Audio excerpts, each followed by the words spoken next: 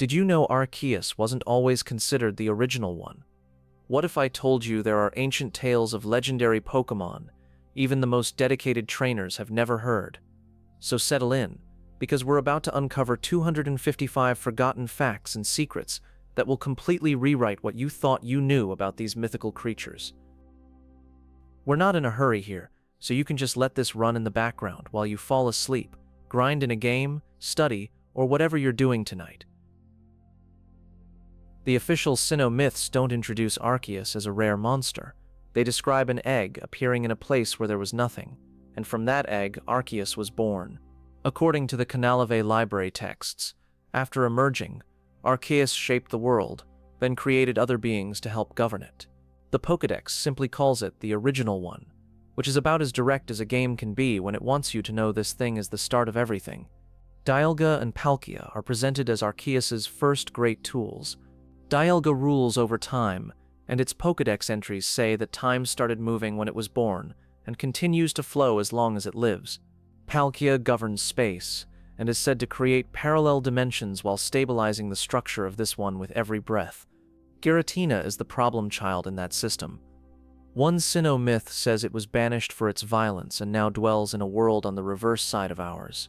Its home, the Distortion world, looks like a broken reflection of reality, filled with floating islands and twisted gravity that underline how far it has been pushed out of the normal flow. Sinnoh ruins events in Heart Gold and Soul Silver, add an extra layer to that hierarchy. There, Arceus can create an egg containing Dialga, Palkia, or Giratina in front of your eyes if brought to the shrine under special conditions. That cutscene quietly confirms what the myths only imply. These dragons really are its creations, not just neighbors on the Pokédex grid. Sinnoh's Lake Guardians handle a different kind of architecture. Uxie, Mesprit, and Azelf are described as having given humans knowledge, emotion, and willpower, the basic ingredients for thinking and acting. They each slumber in a lake, acuity, verity, and valor, anchoring those traits to specific places on the map. Uxie's legend explains why its eyes are usually closed. It is said that anyone who sees Uxie's open eyes will lose their memories, a defense mechanism meant to protect the knowledge it carries. You're not meant to look directly at the thing that gave the world understanding. Mesprit's story is about feeling. It's known as the being of emotion, and myths say that when it flew across Sinnoh, humans began to feel joy and sadness. Another line warns that if you touch Mesprit, you will lose all emotion for 3 days, a temporary but chilling preview of a world without feeling. Azelf is tied to willpower and the urge to act. Lore says it gave people the determination to do things, and that if it is harmed, humans everywhere will lose their will and sit motionless. It's a single point of failure for motivation, tucked away at the bottom of Lake Valor. All of this information is optional text in libraries and Pokédex pages. If you don't read carefully, Dialga and Palkia are just powerful boss fights, and the Lake Trio are just tricky captures. If you do read carefully, you realize that thinking, feeling, and deciding are all running on 3 legendary processes hidden under Sinnoh's lakes. Unova approaches the same idea from a different angle. Instead of one god and a ladder of children, it tells a story about a single powerful dragon that embodied both truth and ideals. When 2 human heroes, brothers, disagreed over which value was more important, that dragon split apart into Reshiram and Zekrom, leaving Kyurem as the cold remnant of what used to be whole. Reshiram is aligned with truth in Unova's myth. Its white body, turbine-like tail, and blazing flames are said to side with the hero who pursues a world based on reality, even if that truth is uncomfortable. Its signature move, Blue Flare, and its ability to intensify flames to change the atmosphere are presented as tools to burn away falsehood. Zekrom stands with ideals. Its black, almost mechanical-looking body, generator tail, and electric aura represent the power of bold visions and dreams of how the world could be. Bolt Strike, its signature move, hits like a physical manifestation of those ideals crashing down out of the sky. Kyurem's lore is the one that makes the Unova legend feel unsettling. Pokédex entries describe it as a being that fell to Earth in an icy meteor and waits in a frozen cave, endlessly hungry, as if something important was carved out of it. Black 2 and White 2 reveal that humans use a device, the DNA splicers, to fuse Kyurem with Reshiram or Zekrom, forcing it to fill that missing piece with someone else's essence.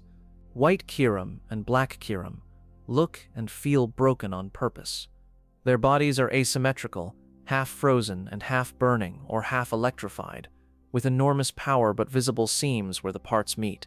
They are reminders that the original dragon doesn't exist anymore, only these stitched-together approximations built around a hollow core, where Sinnoh pins the entire universe on an egg and its children. Shronova pins its history on an argument. Truth and ideals are not abstract themes. They are carved into the bodies of dragons that chose different human partners. Kyurem is what happens to the pieces of reality that don't fit neatly into either side. Later generations reuse that structure with different metaphors. In Kalos, the central pair is Xerneas and Yveltal, with Zygarde watching their work. In Alola, Solgaleo and Lunala act as emissaries of the sun and moon, with Necrozma behind them as a damaged source of light. Xerneas is fairy type and shaped like a stag with antlers that glow in multiple colors when it shares its power. Its myths say that it can bestow eternal life, and that when it does so, it releases all its energy and transforms into a tree to sleep for 1,000 years. That image, life scattered, then a long wooden silence, makes immortality sound like something with a serious price. Yveltal, a dark flying bird with wings shaped like a Y, handles the other side of that exchange. When its life comes to an end, it is said to spread its wings, absorb the life force of every living thing around it, and then turn into a cocoon. The Pokédex reports this fact without drama, but it describes a localized extinction event tied to one creature's death. Zygarde connects those extremes to the health of the environment. Its cells and cores are scattered like surveillance cameras across Kalos and Alola, watching the state of rivers, forests, and cities. When things become too imbalanced, those pieces assemble into distinct forms, from a 10% canine scout to a towering 100% complete form that exists for large-scale intervention. Alola's cosmology ties its legendary duo directly to celestial bodies. Solgaleo is called the beast that devours the sun, yet it is psychic/steel type rather than fire. It absorbs solar energy and radiates a harsh light that can open ultra wormholes, acting as both guide and battering ram for travel beyond the sky. Lunala, its counterpart, is psychic ghost, and known as the beast that calls the moon. Its wings expand into a full crescent shape when it channels power, and it drinks in moonlight in the same way Solgaleo drinks sunlight. Its signature move, Moongeist Beam, ignores the target's ability, a mechanical shorthand for an attack that cares more about luminosity than defenses. Necrozma sits behind both, absorbing or releasing light depending on its state. Ancient texts and Ultra Sun and Ultra Moon frame it as a being that once illuminated other worlds, but was wounded and started devouring light instead. When it fuses with Solgaleo or Lunala, it hijacks their role, using their bodies to try to reclaim the brightness it lost. What Arceus is to existence, these region-specific trios are to their local realities. They don't replace the original one, but they handle tasks Arceus no longer directly touches: time, space, light, ecosystems, sun, moon, truth, ideals, life, and destruction. Each region's myths feel like patch notes for how the original system was divided up. Other legendary Pokémon occupy more specialized roles in this architecture. Ho-Oh resurrects the dead into new legendary forms, like the three beasts in Ecruteak, and symbolizes hope and eternal happiness. Lugula acts as a living safety mechanism, hiding in the depths because its wing beats can create storms so powerful they threaten entire coastlines. The Regi line is a set of modular guardians, with a builder in the background. Regirock embodies stone, Regis ice, Registeel metal, and later, Regieleki and Regidrago cover electricity and dragon energy. Regigigas is the one credited with pulling continents into place and creating these golems, like a world-shaping contractor that left autonomous security systems behind. Manaphy and Phione add a small but strange twist to the idea of uniqueness. Manaphy is a mythical prince of the sea that can understand and bond with any Pokémon, and it hatches from a special egg in cold waters. When bred with Ditto, it produces Phione, a related but weaker species that cannot evolve into Manaphy, like an echo that is allowed to spread but never fully match the source. Celebi plays the role of a temporal inspector. It appears in forests when they are healthy and peaceful, and vanishes when they fall into ruin or war. In some stories, it literally carries people between eras, showing that time in this world has guardians as well as rulers. Darkrai and Cresselia govern sleep in a way that fits the same pattern. Darkrai's presence causes nightmares that can trap people in endless, harmful dreams, usually described as a defense mechanism rather than deliberate cruelty. Cresselia counters that with lunar wings that cure those nightmares and bring pleasant sleep, balancing fear with comfort. Even Victini, a small mythical rabbit-like Pokémon, plugs directly into the world's energy budget. It generates endless power and shares it with whoever it trusts, and its lore says a trainer who is Victini will always win. Stories like that make luck and stamina feel like resources tied to a specific being's proximity rather than random chance. When the Pokédex calls a Pokémon legendary or mythical, it's not only talking about rarity or stats. In-universe, these beings are the moving parts of reality. The clocks, the coordinates, the light sources, the emergency brakes, the pollution filters, the dream correctors. The fact that you can throw a ball at them and add them to a team never fully erases that role. Each region's myths, shrines, and crumbling towers read like crude documentation written by people who only half understand the system they live in. A village carves statues of wolf heroes that stopped a storm. A mountain town builds a temple to a harvest king who hasn't shown up in generations. And a library preserves stories of an egg in a void. Taken together, those fragments are a map of how legendary Pokémon quietly hold up the world while everyone else is busy battling in gyms. Old storytellers describe Groudon and Kyogre not as rare animals, but as the forces that decided how much of the world would be land and how much would be sea. They aren't just strong Pokémon, they are the reason coastlines exist where they do. Groudon's lore credits it with raising continents from the ocean floor. Its presence is tied to intense sunlight and searing heat, the kind of dry, crushing weather that cracks soil and evaporates water.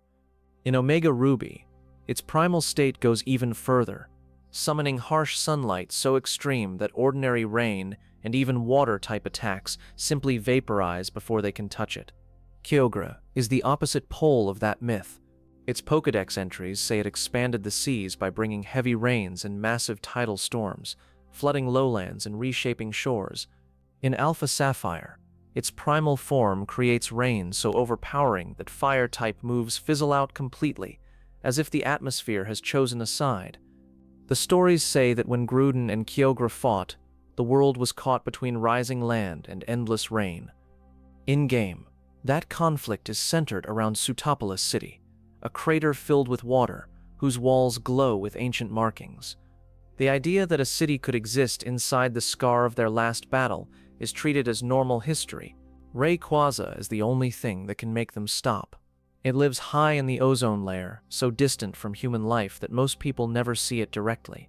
When it descends in Emerald in the remakes, it doesn't negotiate. It simply roars, and both primal forces back down. The remakes give Rayquaza an even more terrifying job. In the Delta episode, a meteor the size of a city hurtles toward Hoenn, and the only way to stop it is to mega-evolve Rayquaza by feeding it meteorite fragments. It rockets into space, shatters the rock, and then fights Deoxys in low orbit, turning a regional weather mediator into the world's anti-asteroid system. That sequence rewrites what a legendary can be. Groudon and Kyogre are geological events given bodies. Rayquaza is planetary defense, written as a dragon. The entire crisis is treated as something the world has seen before in myth, and is just now repeating in front of modern trainers. Yoto's disasters are quieter, but no less permanent. In Ecruteak City, 2 towers once stood, one for Ho, while one for Lugia. A fire consumed the brass tower, killing 3 unnamed Pokémon and driving Lugia away to the Whirl Islands. Ho-Oh's response to that tragedy is one of the most important resurrection events in the series. It revived the 3 dead Pokémon as Raikou, Entei, and Suicune, transforming them into embodiments of lightning, volcanic fire, and purifying rain. The burned shell of the tower remains as a reminder that it took a catastrophe to create them. Raikou is described as carrying storm clouds on its back. Its roar is said to sound like a thunderclap, and when it appears, lightning storms follow. Every sudden thunderstorm in Johto can be read as Raikou passing through, the memory of the tower fire echoing in the sky. Entei is tied to volcanoes and the raw violence of the earth. One Pokédex entry claims that a new Entei is born whenever a new volcano appears, an odd statement for something that is usually treated as one of a kind. What sounds like a myth at first quietly suggests that there could have been many Entei over geological time, each bound to some eruption that reshaped the land. Suicune represents the rain that ended the flames. Its body is associated with the north wind, and it is said to purify any dirty water it touches. In Pokémon Crystal, it actively seeks the player out, appearing in scripted scenes as if testing whether they are worthy to approach a walking reset button for damaged waterways. Ho-Oh's own behavior is wrapped around that tragedy. It no longer roosts in the burned tower, choosing the restored bell tower instead, and only appears to those it deems pure of heart. The three beasts roaming across Johto feel like a constant reminder of what happened when sacred places burned and gods had to step in. Lugia's role in this region's disasters is unusual. It hides in deep ocean caverns because its wings are said to cause storms that can last for days if it flaps them freely. Instead of being worshipped in a tower, it exiles itself underwater to keep coastal cities from being wiped out by accident. Kalos moves the focus from storms and fires to something more human. 3,000 years before X and Y, a king named AZ fought in a terrible war and lost his beloved Flaywet. In his grief, he built a machine that drew life energy out of countless Pokémon to resurrect it. The machine worked, but it changed him. AZ realized he had stolen the lives of many to save one, and in rage and guilt he converted the device into a weapon. When he activated it, a beam of energy erupted and ended the war instantly, killing Pokémon and humans alike and carving scars into the region. That ultimate weapon still sits half-buried under Geosenge Town. To most villagers, it's a strange stone structure with no clear purpose, but the story reveals it as a dormant superweapon capable of massive extinction.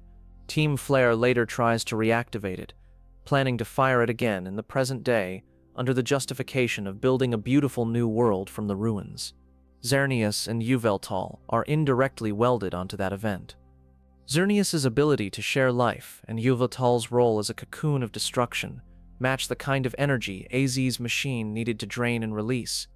The idea that a king could hijack the same power that these two legendaries naturally control makes the whole story feel less like fantasy and more like a misuse of divine infrastructure. An unreleased form of AZ's partner, Eternal Flower Floette, lingers in the game data. It carries a unique flower that never withers, symbolizing the unnatural, perpetual bond forged by the weapon's first use. Even though players never officially received that form, its presence in the files is a reminder that this war god story was meant to leave a permanent mark on at least one Pokémon. Kalos is also where the life, death, and correction trio really solidifies. Xerneas and Yveltal are not treated as enemies in the traditional sense. They are opposite ends of a cycle. Zygarde exists between them, made of scattered cells and cores that monitor the health of the environment and only fully assemble when something has gone too far out of balance. If Kalos' past was shaped by a human firing a weapon, Galar's past was shaped by a dragon falling from the sky. Long ago, strange dark clouds and red energy beams descended on the region in an event called the Darkest Day. Gigantic Pokémon rampaged, and only a pair of heroes with their wolf-like partners were able to stop it. Modern research in Sword and Shield identifies the cause as Eternatus. It arrived on a meteor and lodged itself deep beneath Hammerlock, where its body started leaking a new kind of energy. That energy became the basis for Dynamax and Gigantamax phenomena, a spectacle built on the exhaust fumes of a sleeping alien dragon. Chairman Rose's plan turns that lore into a present-day crisis. Fearing a future energy shortage, he decides to awaken Eternatus prematurely and flood Galar with its power, ignoring warnings about what happened last time.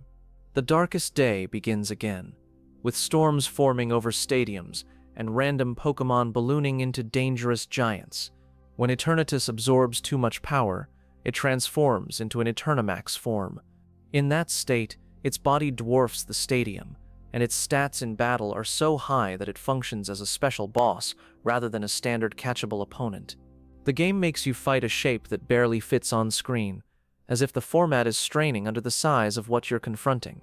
Only after Zacian and Zamazenta intervene can Eternatus be forced back into a state small enough to be captured. Once it is sealed in a Pokeball, the storms dissipate, and Dynamax returns to being a controlled, ring-limited sport mechanic. The whole region goes back to treating world-ending power as a form of entertainment. Paldea's disasters have a different origin. Human emotion. The treasures of ruin, Wolqian, Qianpao, Tinglu, and Qiyu are each born from a cursed object, and the negative feelings poured into it. The story describes a greedy ruler hoarding artifacts, and the people's resentment, fear, envy, and jealousy seeping into the treasures until they became Pokémon. Wolqian is a snail-like creature with a shell of wooden tablets. Those tablets once recorded someone's bitter resentment toward the tyrant who confiscated them, and now their curse causes nearby vegetation to wither. Its ability, Tablets of Ruin, reduces the attack of all other Pokémon on the field, as if that lingering grudge weakens everyone's strength. Qianpao is a sleek, leopard-like body made of snow and blades of ice. Its fangs are forged from a sword soaked in the hatred of warriors who died by it, and it glides effortlessly through blizzards. Sword of Ruin. Its ability lowers everyone else's defense, turning shared bitterness into a literal vulnerability to harm. Tinglu looks like a massive deer with a cracked, upturned vessel on its head. That vessel once contained fear, absorbed over years of anxious offerings, and now its presence makes the ground sink and tremble. Its ability, Vessel of Ruin, reduces the special attack of others, as if terror itself saps their capacity to project power. Qiyu is a tiny goldfish swimming in a pool of black, oily flames. Its body was formed from beads that people jealously coveted, and its fire burns everything living while leaving structures untouched. Beads of Ruin. Its ability lowers the special defense of other Pokémon, turning jealousy into a constant erosion of resilience. The ancient people of Paldea tried to contain their mistake. They sealed each treasure in a shrine with multiple stakes scattered across the region, the curses buried but not erased. When you pull those stakes and challenge the treasures of ruin, you're reopening a wound that earlier generations decided they couldn't handle. Kitakami, introduced in the Teal Mask story, shows what happens when a region explains its disasters badly. The Villagers' Festival honors 3 supposed heroes, the Loyal 3, who, according to the official tale, died defending the land from a terrifying ogre. Statues, masks, and decorations all cast the ogre as a villain and the trio as noble protectors. The truth is almost the reverse. Ogerpon and its human partner were outsiders, and the Loyal 3 were bandits who stole Ogerpon's special masks out of greed. When the bandits confronted them on the mountain, a landslide killed the thieves, and their deaths were later rebranded as sacrifice, while Ogerpon was cast as a monster. The masks themselves, each granting a different Terra typing and power level, are relics of that misinterpreted conflict. Ogerpon's anger and loneliness seep into the story, but it never stopped guarding its home. It was the narrative around it that twisted. When the truth finally comes out, the festival's meaning shifts, and the disaster turns out to have been more social than supernatural. Regis stands further back in time than any of these regional incidents. Its lore states that it pulled continents into place with ropes, dragging land masses across the planet's surface to form the modern map. Later, it created Regirock, Regis, and Registeel as guardians of stone, ice, and metal, essentially deploying automated wardens to keep its construction stable. By the time you meet Regigisan Sinnoh, it has been sealed away in Snow Point Temple. It is found at level 1 with the ability Slow Start, which halves its attack and speed for the first 5 turns of battle. A being that once rearranged continents now struggles to stand up before the fight is half over. Hoenn's Primal Gods, Yoto's Resurrected Disasters, Kalos's War Machine, Galar's Meteor Dragon, Paldea's Cursed Treasures, Kitakami's Misremembered Heroes, and Regigigas's Slowed Down Bulk all share a theme. They describe a world where the end isn't an abstract apocalypse, but a specific personality with a habitat and a cry. Sometimes those forces are sealed away, sometimes they are worshipped, and sometimes they are turned into stadium spectacles, but they're always still there, sleeping under cities and stories that have learned to build themselves on top of old catastrophes. Dialga is introduced as more than a dragon with a clock motif. Its Pokédex entries talk about time as something that began when Dialga was born and continues as long as it lives, like the universe is running on its heartbeat. Every tick of time in the Pokémon world is quietly credited to one specific creature existing somewhere in Sinnoh's mythology. That idea becomes a lot less abstract when you leave the main series. In the Explorer's sub-series of Mystery Dungeon, Temporal Tower is literally crumbling, and Dialga at its summit has lost its mind. The world of the future is frozen in place, and Dialga's body has twisted into primal Dialga, raging against anyone who tries to fix what went wrong. The landscapes in that ruined future look wrong in eerily subtle ways. Waterfalls hang motionless, as if the game hit pause and never unpaused. Explorers talk about places where the sun never moves and nothing new can ever start, because the Pokémon that should be keeping time flowing is clinging to a broken timeline. Dialga's obsession there is almost understandable. Repairing the past means the ruined future will never happen, which means that version of Dialga and everyone living in that era will be erased. A being that represents time itself is terrified of being overwritten by a better outcome. In the main Sinnoh games, you don't see Dialga crack in quite that way, but the moveset still hints at what it can do. Roar of Time is presented as a blast so powerful that Dialga itself has to spend a turn recharging after using it, as if it just punched a hole through the timeline and needs a moment to patch it. Even if you never think about the lore, battling with that move feels like borrowing something you probably shouldn't touch too often. Where Dialga turns the flow of moments into a weapon, Palkia treats space the same way. It is said to live in its own dimension while maintaining the fabric of this one, an anchor keeping everything from drifting out of position. Spatial rend is a literal cut in reality, drawn as a jagged slash across the air that implies there's more than one layer to slice through. The series rarely shows a full broken Palkia scenario, but it drops hints that space is not stable by default. Strange distortions around Spear Pillar, odd anomalies in Sinnoh's skies, and later space-time distortions in Hisui all lean on the same idea. If something disturbs these dragons, the world doesn't just get earthquakes and storms, it gets misplaced objects, wrong skies, and zones where distance doesn't behave. Giratina sits just outside that matrix. Its lore says it was banished for violence to a world on the reverse side of ours, a dimension that is still connected but fundamentally other. That place, called the Distortion World, is where the series finally shows what a fully destabilized reality looks like.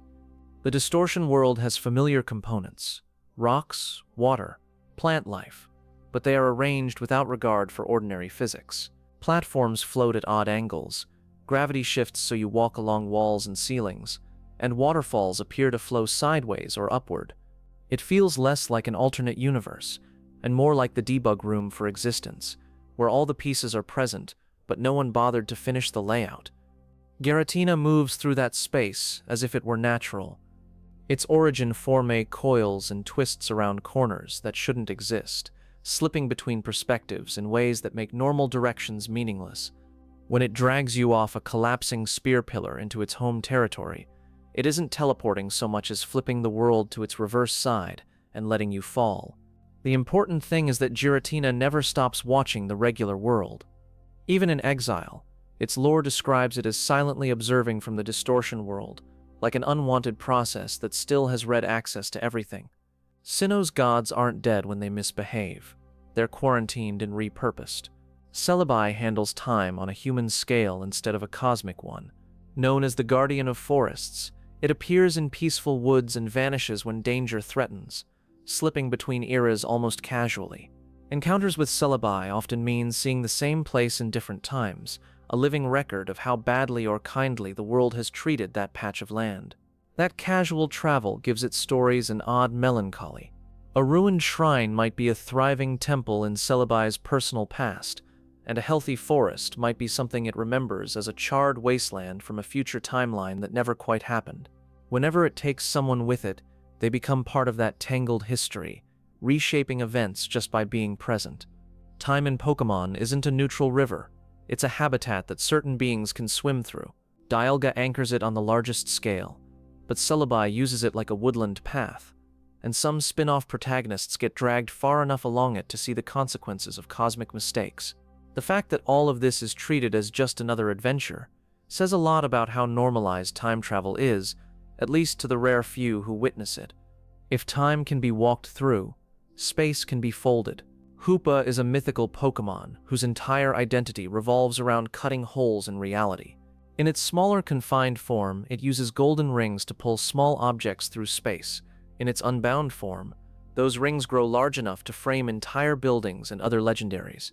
Hoopa's rings behave like mobile doorways with no respect for distance. A ring thrown at the sky becomes a gateway to some other location, and anything caught in its glowing border is dragged through, whether it wants to go or not. When Hoopa is excited or panicked, it calls things reflexively, turning bustling cities into accidental gathering spots for beings that were never meant to share a skyline. There's an unsettling asymmetry to its power. It can summon legendary Pokémon from their own homes into its vicinity, but depending on its state, it can't always pass through those same portals itself. That limitation makes its rampages feel less like calculated attacks, and more like a child with too many matches and nowhere safe to stand. Ultraspace is where the series drops all pretense of familiarity. In Alola, ultra wormholes appear as pulsing rifts of energy hanging in the sky, marks where the world's fabric has been punctured instead of carefully sliced. When one opens, it brings with it creatures that the locals classify as something other than Pokémon, because the usual categories don't fit. Ultra beasts like Nihilego, Buzzwole, and Xurkitree look alien even by series standards. Their designs suggest jellyfish, bodybuilders, and towers of sparking cable, but they don't have the same organic feel as regional fauna. Researchers in Alola label them with code names and numbers before they ever settle on actual species names, as if they are cataloging an invasive dataset rather than living things. These creatures are drawn to people and Pokémon who have passed through ultra wormholes. Residual energy clings to those travelers, making them stand out like beacons to things that evolved in a completely different ecosystem. Just stepping into ultraspace once is enough to change how the rest of that dimension's inhabitants see you. Necrozma, the central figure in that whole network, is a reminder that even gods can break. Once a radiant being that shared its light with other worlds, it is now a jagged, shadowed creature that survives by eating that same light. Regions unlucky enough to fall under its influence lose their sky first, and everything else starts dimming from there. When Necrozma fuses with Solgaleo or Lunala, it hijacks their roles as sun and moon stand-ins. Their lion and bat forms stretch around a core of black crystal, and their radiant attacks become harsh, hungry beams that devour rather than illuminate. The combination looks less like a partnership and more like a parasite wearing its host as armor. Ultra Megalopolis, the city you visit at the height of this story, is lit only by artificial lamps because its sun is gone. The inhabitants talk about a time when the sky was bright and Necrozma's injury had not yet turned it into a predator. Now their salvation depends on strangers from another world convincing the same creature to return the light it stole. The battle against Ultra Necrozma is one of the few times the main series leans into true cosmic scale. Its shimmering body glows so fiercely that the arena background fades, and its stats are tuned far above the usual legendary curve. For a few turns, you're not just fighting a Pokémon, you're wrestling with whatever is left of a star's will. Solgaleo and Lunala themselves are a more orderly face of dimensional travel. They open controlled wormholes when asked, turning a terrifying anomaly into a navigational tool. Riding them through ultraspace, weaving between glowing rifts, turns interdimensional movement into something almost routine. Beyond the loud set pieces, there are smaller, more intimate distortions. Latias and Latios can share what they see directly into human minds, overlaying illusions on top of real streets and buildings. In the right circumstances, they can make an entire city feel like a dream, swapping real canals and plazas for projected memories. Those illusions aren't just pretty tricks. People fooled by them react emotionally to places that don't exist, forming attachments and fears around spaces that were never actually there. When a legendary can rewrite what you see that thoroughly, your own perception becomes just another dimension it can casually manipulate. Darkrai and Cresselia do something similar with dreams. Darkrai's mere presence can trap people in unending nightmares, the kind that leave them exhausted and unresponsive in the waking world. Cresselia's lunar wings are said to cure those nightmares and bring peaceful sleep, pulling minds back out of the pit Darkrai's aura created. Dreams in this universe are almost treated like another location.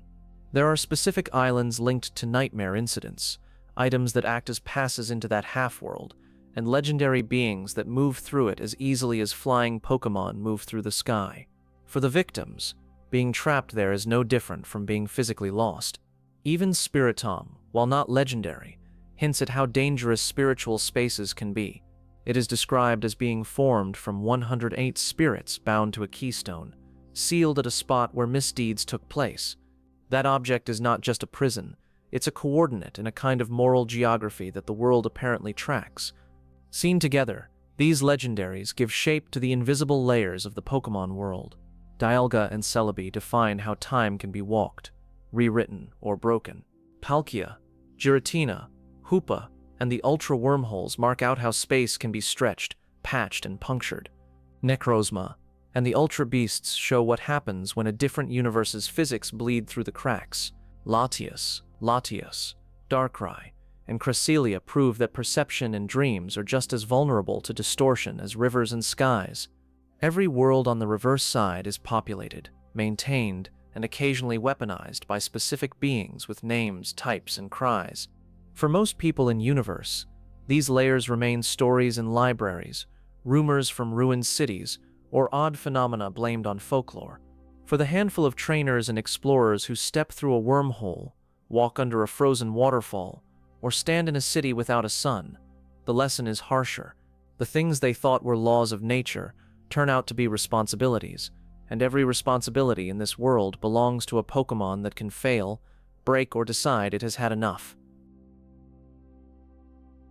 The legends around Xerneas and Yveltal describe a world where life and death are not abstract forces, but specific creatures with very particular habits. Xerneas is a stag-shaped fairy type, whose antlers glow with multicolored light when it releases life energy. Yveltal is a dark, vulture-like bird that spreads its wings, sucks the life from everything nearby when its own time is up, and then curls into a cocoon of stone and feathers. Xerneas's most famous line in the Pokédex is simple and blunt. It can share eternal life.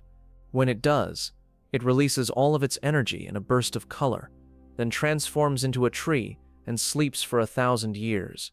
It's not just granting long life, it's trading its own mobility and awareness for a millennium of being rooted in place. The image of a forest tree quietly holding a dormant god is an odd kind of comfort. Travelers might rest in its shade without ever knowing what they are leaning against. For the people of Kalos, a certain tree on a hill could be both a landmark and a sealed, sleeping archive of life itself. Yveltal's legend is the opposite of that gift. At the end of its lifespan, it is said to unfurl its wings and tail, drawing in the life energy of every living thing around it. When there is nothing left to take, it becomes a cocoon and lies dormant, surrounded by whatever emptiness it just created. Those two cycles mean that in Kalos, the natural end of a legendary's life is either a quiet tree or a localized extinction event. In one case, plants and people have centuries of peace while a guardian sleeps. In the other, an entire area pays the price for a single creature's final breath. The world has to live with both possibilities woven into its ecosystem. Zygarde exists as the referee in that arrangement. It is composed of countless cells and a handful of cores scattered across the land, watching over the balance of the environment. On their own, cells are almost featureless blobs. Together they assemble into dog-like 10% form, serpentine 50% form, and the towering 100% complete form. Zygarde's role is not to grant life or take it, but to keep life systems from collapsing. Its lore says it appears when the ecosystem is under threat, an emergency response that only bothers to show itself when something has gone very wrong. If Xerneas and Yveltal are life and death, Zygarde is the concept of balance grudgingly getting out of bed. That balance isn't only about forests and lakes. When people in Kalos talk about the weapons and wars in their own history, they often use the same vocabulary they use to describe those three Pokémon. Life energy becomes a measurable resource, something that can be shared, stolen, or redirected, depending on who is holding the switch. Celebi carries that same resource along a different axis. It is a small, green, fairy-like Pokémon associated with lush forests and time travel. Stories say that it appears when forests are thriving and disappears when they are in danger, a visible indicator of whether a place's timeline is still healthy. For Celebi, life is something you can revisit. It jumps between eras, showing up at key points in certain woods as if they were chapters in a book it likes to reread. Anyone who travels with it sees the same trees at different ages, the same clearings filled with different people, and realizes that now is only one of many valid states. That ability makes cause and effect feel less rigid. If a forest is ruined in one era, Celebi might lead someone back to a time when it was still alive, handing them a chance to nudge events away from that outcome. The fact that it never speaks about which version is correct leaves the uncomfortable sense that more than one history is always waiting. Jirachi approaches life with ritual instead of travel. It is said to sleep inside a hard crystalline shell, waking only once every 1,000 years when a specific comet passes overhead. During the 7 days it is awake, it can grant wishes written on the tags attached to the tabs on its head. The scarcity of that window changes the weight of every decision around it. Most people will never live long enough to see Jirachi awaken even once, and those who are alive at the right time might not be anywhere near it. A single wish from a tiny number of possible wishers has the capacity to rearrange lives or landscapes that will then be inherited by generations who never had a say. Jirachi's design hides that severity behind softness. It looks like a small, sleepy star with a simple smile, humming when it's content. The disconnect between its harmless appearance and the scale of what it can do is part of what makes it feel dangerous, power that cute is easy to underestimate. Shaman's relationship with life is more grounded.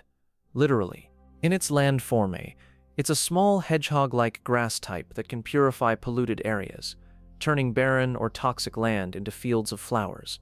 Gracidea blossoms are particularly associated with it, blooming where it has passed, and acting almost like fingerprints of its presence.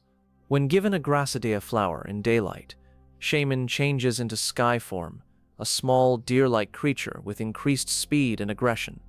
Even then, its role is still tied to renewal and gratitude. It is said to be able to sense thankfulness and to respond strongly when people or Pokémon express it.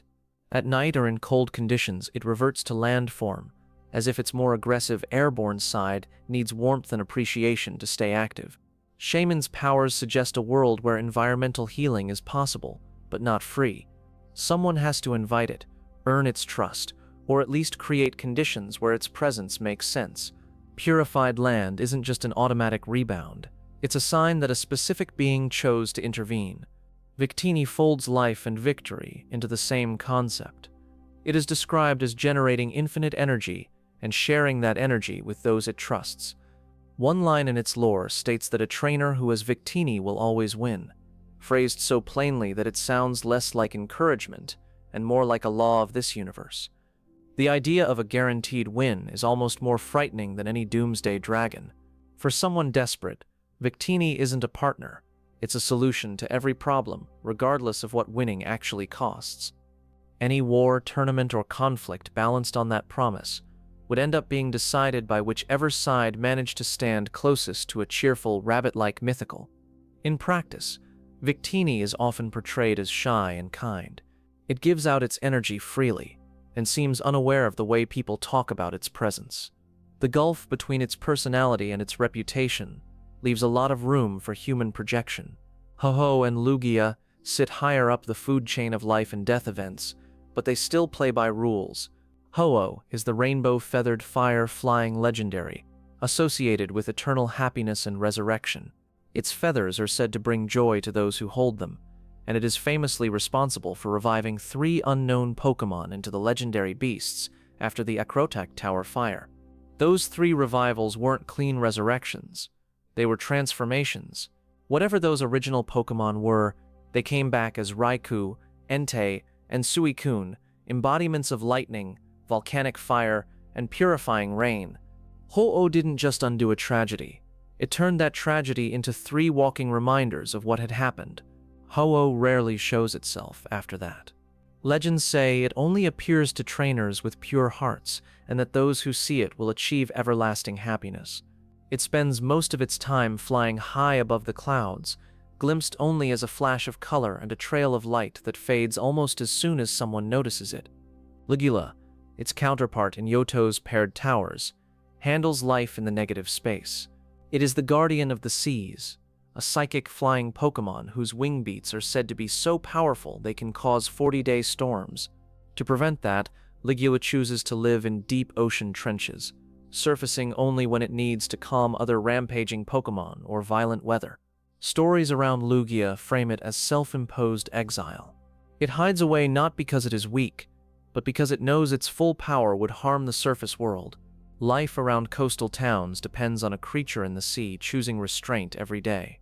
The trio of birds associated with it in the Orange Islands and later Kanto stories, Articuno, Zapdos, and Moltres, tie back into the same theme.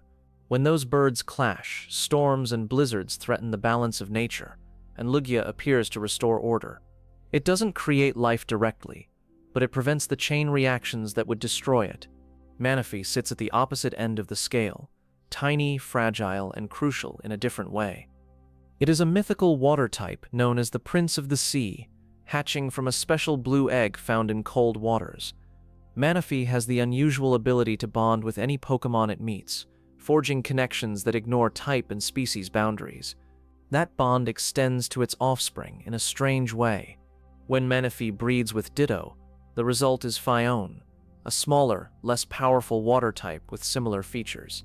Phione never evolves into Manaphy, and Manaphy itself can only come from its unique egg, not from breeding, creating a one-way family tree where copies can be made, but the original cannot be rebuilt.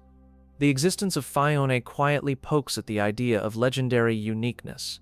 Most legendary and mythical Pokémon are presented as singular entities with no evolutionary relatives. Here is a case where a mythical has something like children, but those children are permanently locked out of its status. That pattern raises questions about other one-of-a-kind species. If one mythical can leave behind a related but lesser line, how many other legends might once have had echoes that faded from history? The Pokédex never answers that, but Manaphy's reproductive quirk keeps the possibility open. Life and death in the Pokémon world aren't just about whether a Pokémon faints in battle or not. They're about 1,000-year sleep cycles, trees with hearts of light, birds that decide whether a coastline survives its next storm, and small creatures whose presence quietly rewires the fate of wars. The legends do not always explain why these beings made their rules. They just list the rules and let everyone else figure out how to live around them.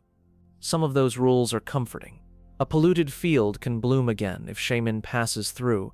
A nightmare can be cured by a lunar wing. A forest can host the same guardian across more eras than any human can count. Other rules are simply threats written in calm sentences.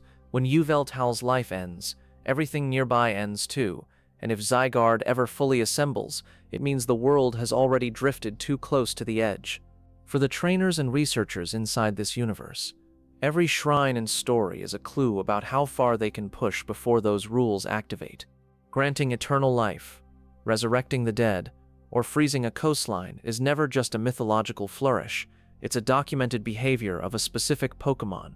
The longer you read those entries, the more it feels like the world's continued survival depends on a handful of very tired, very powerful creatures, managing their own lifespans responsibly.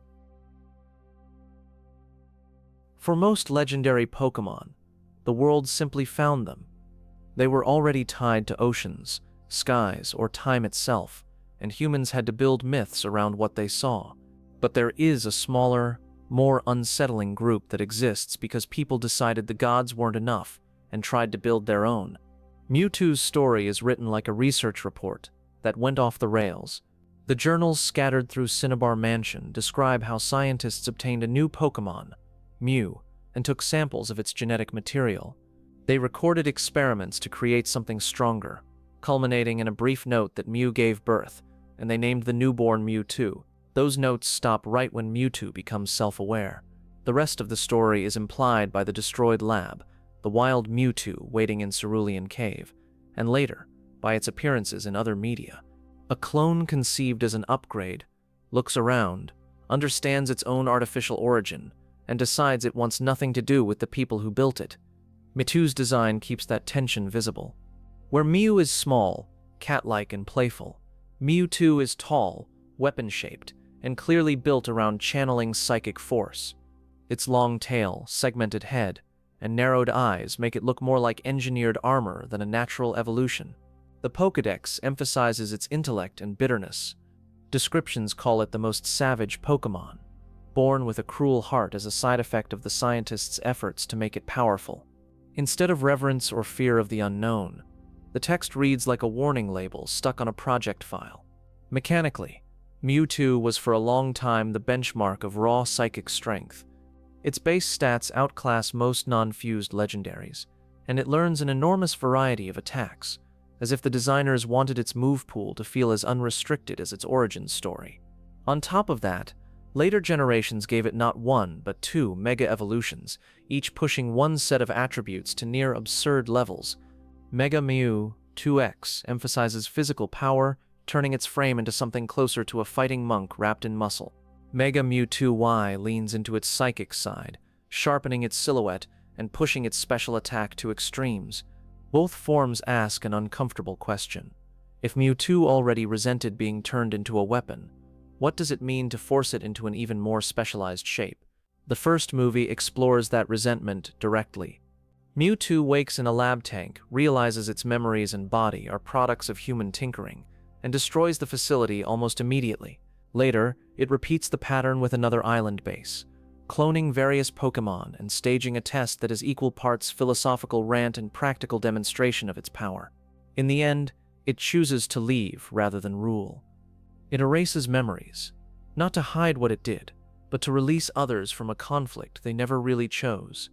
A being created as an experiment decides that the kindest thing it can do is to remove itself and the memory of its rampage from the world's story. Genesect is another reminder that resurrecting and improving old life is rarely simple. It began as an ancient extinct insect Pokémon revived from a fossil, a predator from 300 million years ago. Team Plasma wasn't satisfied with that achievement, and fitted the revived creature with a metal exoskeleton and a huge cannon mounted on its back. That cannon is more than just a visual detail. Genesect's signature move, Techno Blast, changes type depending on a cartridge plugged into the cannon: fire, water, electric, or ice. A toggled weapon replaces the idea of a natural element, and a living being becomes a platform for swappable ammunition. Its Pokédex entries describe it as an efficient hunter, even before modification.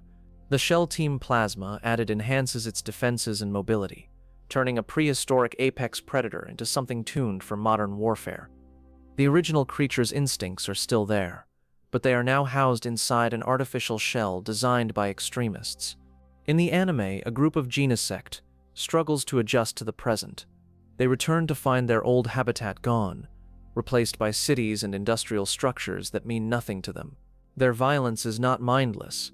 It's the reaction of a species pulled out of its own time and dropped into a world that exploited it twice. Mewtwo encounters them in that story, creating a rare moment where two human-altered legends confront each other. One is a psychic clone who escaped its creators long ago, the other a swarm of armored bugs freshly ripped from their era. Watching them fight and then begin to understand one another is like seeing different generations of the same mistake. Compare notes. Magearna shows a different side of human-created divinity. Where Mewtwo and Genesect were attempts to weaponize existing life, Magearna was built from scratch by a single genius 500 years before the events of the Alola games. Its body is a mechanical doll, metal plates and gears arranged into a humanoid shape, with a round, ornate core in the chest. That core is called a soul heart. It contains the life energy of another Pokémon, and serves as Magearna's power source, emotional center, and identity. When it reacts to the feelings of those around it, it glows and pulses, turning empathy and distress into literal fuel. Unlike Mewtwo or Genesect, Magearna is usually portrayed as gentle. It is deeply loyal to the humans and Pokémon it cares about, treating their happiness as a kind of mission. Its strength is significant, but its first choice is almost always to protect, not attack. In battle terms, its ability, also named Soul Heart, raises its special attack when something on the field faints. That mechanic makes every knockout in a fight a potential boost for Magearna, as if it's absorbing the emotional shock of each defeat. The more chaos in the battle, the more intensely its inner core burns. Magearna's existence proves that artificial doesn't have to mean monstrous. It is still a man-made imitation of life, with a core powered by a soul that came from elsewhere, but it expresses that origin in kindness and service. The threat comes not from Magearna itself, but from those who see its heart as a battery they can steal. Deoxys blurs the boundary between natural disaster and lab product. Its origin involves a space-borne virus whose DNA mutated under a beam of energy, resulting in a crystalline, shape-shifting life form. Depending on which source you look at, that mutation is linked to a laser experiment striking a meteor, an accident that turns a small piece of biology into something completely other. The new being that emerges calls itself nothing. Humans label it Deoxys, after deoxyribonucleic acid. Its core is a glowing crystalline organ embedded in its chest, and its body is a flexible, tentacle-limbed shell that can reshape around that core. In a way, the virus simply built a container for its own altered DNA. Deoxys has multiple forms, each optimized for a different combat style. Normal form is balanced. Attack form sacrifices defense for overwhelming power. Defense form does the opposite, and speed form turns it into a blur. All of them share the same core, the same origin, but their external shapes are tuned as if someone flicked different switches in its genetic code. Unlike Mewtwo or Genesect, Deoxys isn't tied to any one human group. It fell from the sky, recoiled from the experiment that changed it, and then began to move according to its own logic. Encounters with it often involve craters, aurora-like skies, or psychic storms, emphasizing that its very existence is a side effect of a mistake. Type Null and Silvally are more deliberate in their imitation of godhood. They were created by a secret project with the goal of building a Pokémon that could adapt to fight Ultra Beasts, creatures from other dimensions that normal Pokémon struggled against. The scientists involved tried to reproduce a system similar to Arceus' ability to change type, forcing multiple traits into one body. The result, Type Null, is heavy and unstable. Its body is a patchwork of parts meant to hold up under extreme conditions, and its head is locked inside a restraint mask designed to suppress its true power. The mask isn't ceremonial. It's a safety device to keep the creature from raging uncontrollably. Type Null's ability, the RKS system, is dormant at first. It only activates fully when the restraining helmet is removed and the Pokémon evolves into Silvally through trust with a trainer. At that point, it can change its type depending on special memory items it holds, echoing how Arceus shifts with different plates. Silvally's evolution is one of the few times a human-made weapon explicitly becomes less dangerous by becoming more itself. The same systems that were terrifying in an untrusted masked prototype become manageable when guided by a bond. A project that began as a cold, calculated countermeasure against extra-dimensional beings ends up creating a partner that lives or falls based on its relationship with one person. Projects like these reflect something specific about the people in this world. They are not content to study legendary Pokémon from a distance. They want to recreate, surpass, or harness them. Sometimes their work ends in fire and ruined labs, sometimes in quiet guardians like Magearna or Silvally, but the impulse is always the same. Even when humans aren't literally building new gods, they are tinkering at the edges of existing ones. Energy projects like Galar's use the power of a legendary Eternatus as an industrial resource, piping its influence into stadiums and cities. Corporations like those in Alola experiment with Ultra Beasts and small legendaries like Cosmog, treating their abilities as tools to be measured. The more the series expands, the more these labs and projects pile up. What started as one remote island and a few journal entries has become a pattern. Find something ancient or powerful, put it in a tank, and see what happens when you turn the knobs. The resulting Pokémon rarely forget that history, even when they escape. Mewtwo carries its anger and isolation into every appearance. Genesect roams with weapons bolted to its back that it never asked for. Magearna walks with a heart that was transplanted into a metal chest, and Silvally moves through the world, knowing that its freedom depends on a single person choosing to unlock its mask. Deoxys, drifting between forms, is a reminder that even accidents can become entities with their own goals. It doesn't fit neatly into natural or artificial. It was nudged into existence by a beam, and then left to figure out what that meant. If any legendary can be said to symbolize unintended consequences, it is the one born because a virus happened to be in the wrong place at the wrong time. Together, this cluster of creations and mutations shows a different side of legendary power. These Pokémon are not ancient pillars holding up reality or guardians of seas and skies. They are prototypes, weapons, and dolls that woke up in a world already full of myths and had to decide whether to accept the roles written for them. For the human world, they are both warnings and temptations. Every time a lab manages to build or alter something that rivals a god, there is a moment where others look at the result and wonder what else might be possible. The games almost never say that these projects stop. They just show you the survivors and let you imagine the experiments that failed before them. In some regions, legendary Pokémon are not cosmic architects or lab accidents.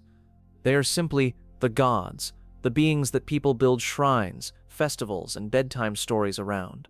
Their presence feels less like a glitch in the planet and more like the personality of a region made solid. Alola is one of the clearest examples. Long before anyone in universe talked about Ultra Beasts or wormholes, its islands were already divided under the protection of 4 guardian deities. Each island has a Tapu, and each Tapu is treated as a living, temperamental god that can bless or punish communities. Tapu Koko is the guardian of Meloetta Island, and everything about it feels like a sudden change of weather. It darts around faster than almost anything else, leaving trails of sparks and appearing unexpectedly when something interesting happens. Villagers respect it, but they also talk about it like a trickster who might test you just because it's bored. Its design reinforces that trickster god status. Tapu Koko's shell closes into a totem-like mask when it hides and opens into wings around its actual body when it engages, like the carving on a shrine that suddenly steps down to move. People carve wooden replicas of that mask and carry them, hoping some of its protective might rub off without attracting too much of its attention. Tapu Lele, guardian of Akala Island, looks far more gentle at first glance. It floats around with a childlike expression, surrounded by pink and floral motifs, and scatters shimmering scales wherever it goes. Those scales can heal wounds and sickness, and the stories say that long ago, people and Pokémon would gather in fields to receive that blessing. But the scales have a catch. Take too many, or treat their power carelessly, and they can harm instead of heal. Tapu Lele is not malicious, but it is indifferent. It treats the act of scattering life force like a game, without fully understanding what it means for those below. Tapu Bulu embodies an earthier kind of power on Ulawala Island. It can make plants grow at will, dragging roots and trees up from the ground to change the battlefield or the landscape. Some tales describe it as lazy, sleeping for long stretches and only acting when it's provoked, or when something threatens its forest. When it does act, its strength is blunt. It swings entire trees as if they were clubs, pulls boulders out of the soil, and reshapes terrain in ways that can either protect or endanger nearby settlements. Farmers and woodcutters on Alawela learn very quickly where not to build, because Tapu Bulu's mood can flatten a hill in an afternoon. Tapu Fini, the guardian of Pawnee Island, is the strangest of the 4. It surrounds itself with a thick, sparkling mist that confuses anyone who steps inside. Those who enter the fog are said to be able to see visions of the dead, or of things they desperately want, but only if their intentions are sincere. The danger lies in people who enter with the wrong motives. Greed, obsession, or malice can cause wanderers to become lost in the mist forever, unable or unwilling to leave what they think they see. Tapu Fini doesn't hunt them down. It simply lets the fog do its work, letting people trap themselves. Each Tapu has a shrine, a trial, and a deeply rooted place in Alolan ritual. Dances, chants, and guardian-themed competitions all exist to honor them, but also to remind everyone that they aren't pets or mascots. They are capricious forces that can save villages from disaster one year and vanish for generations the next. The forces of nature in Unova play a similar role, but their territory is weather and soil rather than islands. Tornadus, Thunderous and Landorus are talked about as if they were the personalities behind storms and harvests. They are not just strong flying types, they are the reason farmers worry when clouds roll in the wrong way. Tornadus rides the wind. Legends say it flies across the land, whipping up storms and sending roofs, trees, and debris spinning through the air behind it. If a town wakes up to find homes splintered and fields flattened, older residents might mutter that Tornadus passed through in the night. Thunderous combines wind with lightning. It drifts along, trailing thunderbolts, scorching trees, and starting fires wherever it goes. Entire groves can be left charred black after one of its casual journeys across the sky, evidence of a god that treats destructive power as routine. Landorus is the only one of the three that humans consistently praise. Its lore says it descends to calm the other two, punishing them for damaging crops and reshaping the land to be fertile again. When it appears, farmers see it as a good omen, the arrival of a guardian who will tame storms and bring healthy soil. Altogether, the trio form a moving story about climate and agriculture. Tornadus and Thunderous are dangerous, dramatic weather patterns. Landorus is the stabilizing force that turns chaos into growth. Shrines and tales center not just on their strength, but on the idea that prosperity depends on whether Landorus can keep the others in line. Yoto's legendary beasts occupy a different but related place in regional religion. They are less about ongoing weather, and more about one defining catastrophe: the burning of the Brass Tower. When the tower that once housed Lugia and Ho-Oh caught fire, 3 unnamed Pokémon died inside, and Ho-Oh's decision to revive them reshaped Yoto's mythology. Those 3 came back as Raikou, Entei, and Suicune. Each one represents a phase of that fire: thunder striking the tower, flames consuming it, and the rain that finally extinguished the blaze. Instead of letting the tragedy remain a single night in history, Ho-Oh turned it into 3 roaming symbols that would outlive everyone who witnessed it. People in Ikrutake tell stories about glimpsing the beasts and receiving omens: a lightning storm that ends as quickly as it begins, a distant roar from a mountaintop, or a lone figure running across a frozen lake can be taken as signs. They are not just random encounters, they are the fire revisiting the land in gentler, more mysterious forms. Suicune, in particular, becomes the subject of modern legend. It is said to cleanse any polluted water it touches, restoring lakes and rivers with a single pass. In some games, it chooses to approach the player multiple times, watching them as if evaluating whether they are someone it can trust to walk beside it. Paldea's treasures of ruin belong to a much darker tradition. They have no temples with celebratory dances, no lovingly carved masks, no songs of gratitude. They exist because one ruler hoarded symbols of power, and people's emotions boiled against that greed. As resentment, fear, envy, and jealousy accumulated, they seeped into the artifacts themselves: a set of old wooden tablets, a sword, a ritual vessel, and a collection of beads became saturated with those feelings. Eventually, the emotions were strong enough that the objects twisted into Pokémon, bodies coalescing around the curses they now carried. Unlike the Tapus, or beasts, the treasures of ruin are feared more than revered. Alcune drags its cursed tablets behind it, leaving trails of withering plants. Chien Pao's snowy body and bladed fangs carve through mountains and armies alike, an echo of all the lives lost to the sword that birthed it. Rongtinglu staggers under the weight of its broken vessel, its mere footsteps warping the land. Kiyu swims in dark, oily flames that burn life without touching stone, silent proof of how far jealousy can eat into a living world. People do not pray to these Pokémon.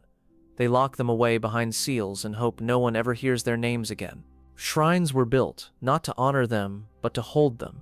Heavy stakes were driven into the land, binding each ruinous being to a specific cavern or basin. Guardianship here means containment. The best anyone can do is keep the curse from spreading. Kitakami's story about Ogerpon and the Loyal Three shows what happens when a legend is built on a lie. Villagers celebrate an annual festival around a tale in which 3 Pokémon, supposedly noble, loyal guardians, fought off a terrifying ogre from the mountains. Masks, lanterns, and stories all paint the ogre as the villain, and the 3 as saviors. But when you dig into the region's past, the roles reverse. Ogerpon and its human partner were outsiders who wore special masks and wanted nothing more than a home. The loyal three were thieves who coveted those masks, ambushed the pair, and tried to steal their power. The confrontation went badly for the thieves. In the chaos, they died, and locals, seeing only the aftermath, assumed the worst of the strange horned Pokémon on the mountain. To soothe their own fear and guilt, they recast the bandits as heroes and Ogerpon as a monster driven away. That false story ossified into mythology. Children grew up hearing about the brave, loyal three who gave their lives to protect Kitakami, while the real victim became the subject of warning tales about wandering too far into the mists. The truth survived only in subtle details and in Ogerpon's lonely, watchful presence above the village. When the real history comes out, the entire structure of worship shifts. Statues and slogans suddenly feel wrong. Festival games centered on defeating the ogre lose their charm. People realize they've spent generations celebrating thieves and shunning their actual guardian. Ogerpon's masks were never just accessories. Each one represents a different way it tried to live among humans. The teal mask for its original self, others tied to different elemental powers it could channel. Having them stolen was not just a loss of strength, it was a theft of identity. Once those masks are returned, and the truth is acknowledged, Ogerpon can step into the role it was always meant to have. The mountain that was once framed as a haunted, forbidden place becomes a kind of shrine to sincerity and second chances. Kitakami's deity was there from the beginning. The people simply needed to correct their own story. Across these regions, you can see a pattern in how different societies treat their legendary guardians. Alola's Tapus are built into daily life, with trials, kahunas, and dances that keep the relationship active. Unnova's forces of nature exist more at the edge of towns and fields, blamed or thanked whenever the weather swings too far one way. Yoto's beasts walk as the memory of a fire, reminding everyone that sacred places can burn and be renewed. Paldea's cursed quartet symbolize the worst of human emotion, locked away as cautionary tales about what happens when feelings are allowed to harden. Kitakami's ogre and its false heroes reveal how easy it is to mislabel a protector as a threat when fear does the talking. In every case, these Pokémon become more than creatures with unusual stats. They are pressure points around which cultures organize their fears, hopes, and traditions. Festivals, shrines, myths, and even local economies bend around where a guardian sleeps or where a curse was once sealed. The people in these regions rarely have the full story. They pass down songs about Tapus that might decide to help or hurt on a whim, or about monsters that may never have been monsters at all. Researchers and travelers come later, reading between the lines of old carvings and half-remembered stories, trying to reconstruct what really happened. But even with new information, the core truth doesn't change. Some legendary Pokémon are worshipped, some are feared, some are sealed, and some are quietly watching from the edges of known territory. Their status as guardians or deities is less about what they are and more about what people choose to believe about them. For every well-tended shrine, there is probably another forgotten cave where a so-called curse waits, created by the same instincts that built those shrines. The world of Pokémon is not just a collection of regions, it is a mosaic of local religions, centered on specific named beings, who might show up tomorrow, or might already have walked away. If the Pokémon world had a word for sleep paralysis demon, it would probably be Darkrai. Its lore says that where Darkrai dwells, people and Pokémon fall into deep sleep and are tormented by endless nightmares. Those nightmares are not symbolic or mild. They're vivid enough that entire towns will quietly blame Darkrai when too many people wake up exhausted and afraid. The Canalave City side story in Sinnoh is one of the clearest examples. A young boy falls into a sleep he cannot wake from, and doctors admit they have no idea what's wrong with him. Locals whisper about a dark Pokémon on a distant island, because in this world, a bad dream that never ends is almost always someone's territory. New Moon Island, where Darkrai is found, feels like a physical address for that fear. It's small, isolated, and tied directly to the boy's condition through hints in the in-game dialogue. Darkrai itself does not walk into the city, it just exists, and that existence is enough for its aura to leak into a child's bedroom. Cresselia is the other half of that equation. It is said to bring good dreams, and its feathers, called lunar wings, are reputed to cure nightmares and sleepless curses. When you visit Full Moon Island and obtain such a feather, the boy's sleep breaks, tying his awakening to a literal piece of a legendary's body.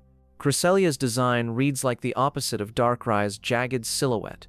Its pastel colors, crescent shapes, and flowing ribbons give it an almost ceremonial look, like a living piece of lunar iconography.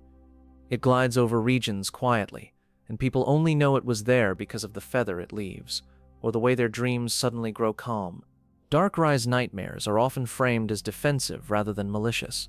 Some descriptions say it casts bad dreams when others intrude on its territory, implying that it's trying to scare things away, not torment them for fun.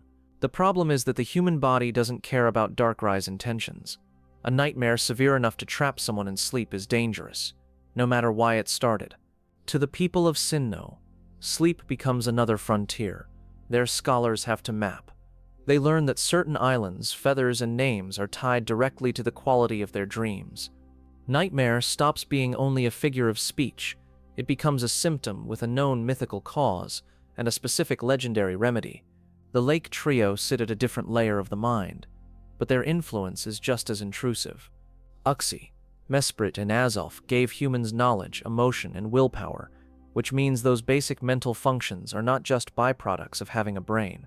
They are gifts, handed out once, long ago, by 3 small Pokémon that can still reclaim what they gave if pushed. Uxie is especially ruthless in self-defense. Its legend says that anyone who looks into its open eyes will lose their memories, an instant amnesia that wipes everything from trivial details to lifelong bonds. If you imagine a human library as a single mind, Uxie is the librarian who will burn it down rather than let a thief see the wrong page. Mesprit's domain is emotion itself. It's called the being of emotion, and stories claim that when it flew over the world, people began truly feeling joy, sorrow, and pain. Touching Mesprit is said to make you numb for 3 full days, a short-term preview of a world where feelings have been removed from the equation. The Zelf power targets motivation. It granted people the determination to act, to stand up and make choices even when outcomes were uncertain. If Azelf is harmed, those stories say, humans everywhere lose their will, lying, sitting, or drifting through life without the spark that pushes them to do anything. Taken together, the Lake Trio define a disturbing possibility. Memory, emotion, and will aren't safe, immutable properties of being alive. They are ongoing states dependent on the health and choices of 3 beings sleeping under lakes. If even one of them were seriously wounded or captured, the entire human mental landscape could fundamentally change. Other legendaries and mythicals push on more specific corners of the mind. Meloetta, for instance, is closely tied to music and cultural memory. It is said to have inspired songs and dances across regions, and when its true melody is lost, those cultures lose something essential with it. Meloetta's 2 forms visualize that link. In aria forme, it is a serene singer, and its voice shapes emotion, calming or stirring hearts with a few notes. In pirouette form, a change triggered by its own relic song, it becomes a dancer, switching type and fighting style, like a living metaphor for music's ability to change the body as well as the mood. The idea that one Pokémon's forgotten song could warp an entire region's emotional balance fits quietly into that world. If certain dances, festivals, or battle rhythms feel off, the lore is ready with a culprit, the legend that taught everyone how to move and then vanished. In a franchise full of battle cries and attack sounds, Meloetta is the one that says those noises might actually matter to history. Victini loops victory back into psychology. Officially, it generates infinite energy and shares it with those in whom it trusts. More quietly, it is said that a trainer who has Victini always wins, a statement that reads less like superstition and more like a hard rule for anyone who believes in it strongly enough. That belief is as much part of Victini's power as its actual energy. A trainer convinced that they cannot lose will make bolder plays, take more calculated risks, and push harder than someone who doubts themselves. In that way, Victini's presence amplifies, not just strength, but the mental frameworks that turn potential into results. Victini's small, mascot-like design hides how dangerous that amplification could be. It looks approachable and harmless, a creature children would happily follow. Yet it quietly sits at the intersection of stamina, morale, and pure luck, the three things you most want on your side in any serious conflict. Latias and Latios, while often discussed in terms of flight and speed, are deeply entangled with perception and empathy. They can communicate telepathically and project what they see directly into other minds, overlaying illusions onto real landscapes. In some stories, entire city blocks become canvases for those illusions, confusing enemies and protecting allies by rewriting what everyone thinks they're seeing. Those illusions aren't just visual tricks. When a person feels heat from an illusory flame, or hears voices that aren't really there, their body reacts as if the threat is real. Latias and Latios effectively gain remote access to others' sensory systems, and in doing so gain the ability to erase or create experiences that will later be remembered as facts. The consequences go beyond battle tactics. A child who spends time with Latias might grow up with memories that are half projection and half reality, indistinguishable even to themselves. In a world where eyewitness accounts already have to compete with ghost stories, the ability for a legendary to insert entire scenes into a person's mind complicates the idea of truth. Darkrai and Cresselia, in that context, look like specialists. They don't rewrite waking senses. They rewrite dreams, changing the hours when the world is the least defended. Nightmares and peaceful sleep both become programmable states, tuned by two Pokémon who may never meet the people they affect. The dream world concept introduced in some games extends that logic. Inside that mechanic, Pokémon can be seen exploring surreal landscapes while their bodies rest, picking up moves and abilities they couldn't learn anywhere else. It is left ambiguous how much of that experience is real, but if a creature wakes up with a new skill, someone has clearly been editing them while they slept. Even Jirachi, already anchored to life and wishes, edges into mental territory. People write desires on tags and attach them to its head, trusting that this mythical can read and interpret not just words, but the intentions behind them. The difference between a selfish wish and a selfless one becomes a question of how well Jirachi can see into the heart making it. Together, these Pokémon tell a story about how fragile the human mind is in the Pokémon world. Memory can be cleared like a blackboard, emotions can be turned off like a switch, motivation can be drained out of a population if the wrong being is injured. Dreams can trap, free, or reprogram you, and your senses can be fooled so completely that your body reacts to things that never existed. To scholars and trainers, that reality has practical implications. An unexplained wave of apathy in a region might be investigated not as an economic problem, but as a possible injury to Azelf. A run of particularly vivid nightmares could send sailors whispering about Darkrai, even if they have never seen it, and doctors might quietly hope that a lunar wing arrives in time. At the same time, these mind-focused legendaries provide tools. Cresselia's feathers heal, Latias and Latios can share information instantaneously, and Victini can push teams past their normal limits. The beings that can harm sleep, memory, and morale are also the ones that, in the right circumstances, can repair them more completely than any human method. The Pokémon world's mythology often talks about mountains, seas, and skies first. But beneath those obvious elements, an entire second layer of lore focuses on thought, feeling, and belief as contested spaces. Legendaries and mythicals walk through that unseen terrain as easily as others fly or swim, leaving behind people who are never entirely sure which parts of their inner lives are really their own. Not every legendary is a creator of time, a devourer of light, or a lab-built weapon. A surprising amount of the heavy lifting in the Pokémon world is done by what fans sometimes call the minor legends, the birds that control storms, the beasts that carry old tragedies, and the golems that sit quietly under ruins until someone unseals them. They rarely reshape the universe by themselves, but they decide what kind of weather, memory, and geology everyone else has to live with. The very first of these were the Kanto birds. Articuno, Zapdos, and Moltres are presented as elegant, dangerous extensions of ice, lightning, and flame, dotting the edges of the region's map. They do not speak, build worlds, or grant wishes. They simply exist, and their existence makes mountaintops colder, seas stormier, and volcanoes more alive than they would otherwise be. The English names hide a small joke that says a lot about how casually they were introduced. Articuno, Zapdos, and Moltres end with uno, dos, tres, the first three numbers in Spanish tucked into the identities of three elemental disasters. Children catch them long before they notice that the game has literally been counting 1, 2, 3 through each region's skies. Articuno is tied directly to frozen heights and treacherous routes. In Kanto, it roosts in the Seafoam Islands, turning an already dangerous cave of strong currents into an icebound maze of puzzles and cold air. In other regions, its presence is associated with rescuing people lost in snow, the kind of gentle intervention you only appreciate after it happens. Zapdos feels more aggressive. It nests around power plants and storm clouds, and stories link sudden blackouts or violent thunderstorms to its passing, where Articuno feels like nature's way of saying, "Stay away from this mountain." Zapdos feels like the sky losing its patience.